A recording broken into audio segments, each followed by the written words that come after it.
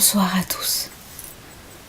Ce soir, je voulais vous lire un texte, ou plutôt un conte, qui s'intitule « L'étang des fleurs et des parfums ». C'est une histoire qui se rapproche un peu de l'arche de Noé. Vous verrez, elle est assez rigolote à entendre. Alors, avant de commencer, je voudrais que vous vous installiez confortablement et de vous concentrer sur ma voix. Fermez les yeux et essayez de vous détendre.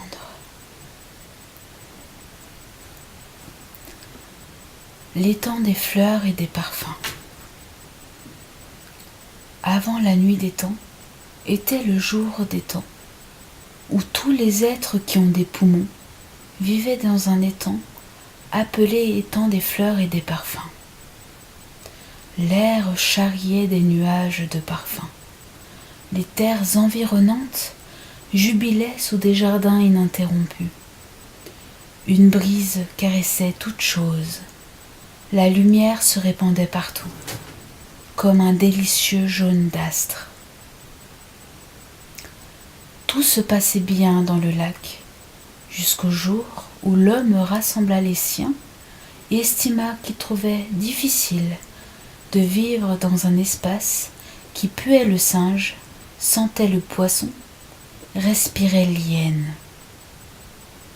Il demanda à tous les animaux, à l'exception du chien, du chat et du mouton, de vivre loin de lui, à cause des odeurs qu'il dégageait. Une dispute éclata qui dégénéra en bagarre. Le propriétaire de l'étang fut alerté et vint instruire l'affaire. Tout le monde reconnut que la faute revenait à l'homme, qui reprochait à l'hyène de sentir mauvais. Le propriétaire de l'étang condamna l'homme et ses proches à un plaisir.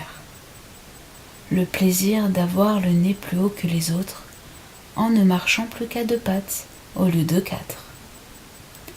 L'homme accepta la condamnation au plaisir de marcher à 2 pattes.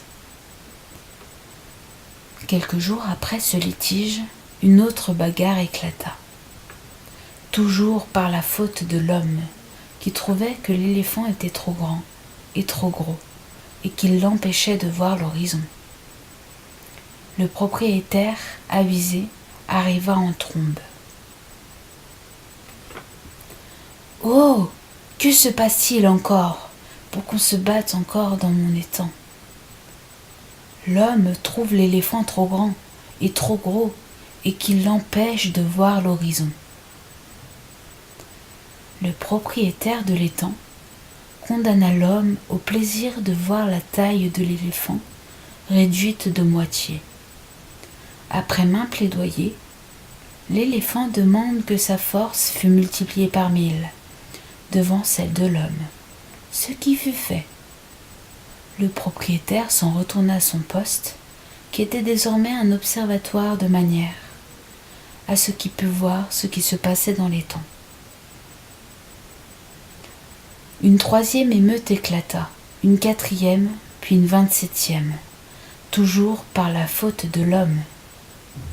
Entre-temps, le propriétaire avait condamné l'homme à tous les plaisirs, même celui d'avoir moins de poils que le lapin, moins de yeux que l'araignée et moins de queue que la biche. Le propriétaire demanda à l'homme à quel plaisir il voulait être condamné. « Je voudrais être seul au monde, dit l'homme. »« Mais ce n'est pas possible, dit le propriétaire. Ce que tu choisis est une douleur, et non un plaisir. »« J'en ferai un plaisir, dit l'homme. »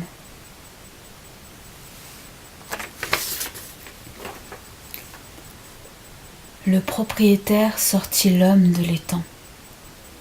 Celui-ci s'enivra de parfums et se saoula d'or, dans les jardins qui environnaient son ancienne demeure, l'étang.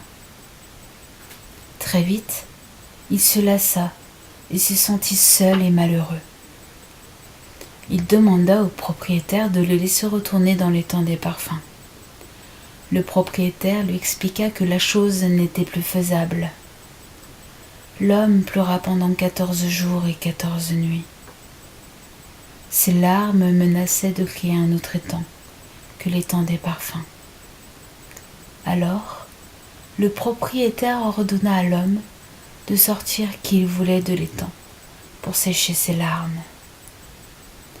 L'homme sortit le python et tous les serpents, mais ceux-ci ne purent sécher les larmes pleurées par l'homme. Il sortit les éléphants, puis les buffles, puis toutes sortes d'animaux, des bêtes qui rampent, qui sautent et qui volent. Personne ne put sécher les larmes pleurées par l'homme. Si bien que le propriétaire eut recours à l'ouragan. Quand l'ouragan eut séché les larmes pleurées par l'homme, le propriétaire condamna l'homme à ne pouvoir jamais pleurer que des gouttes, donna la clé des larmes aux nuages et appela mer l'endroit où l'ouragan avait stocké les larmes pleurées par l'homme. Voilà. Ce texte n'était pas très très long, mais j'espère que vous avez passé un bon moment. J'espère que ça vous a permis de vous relaxer,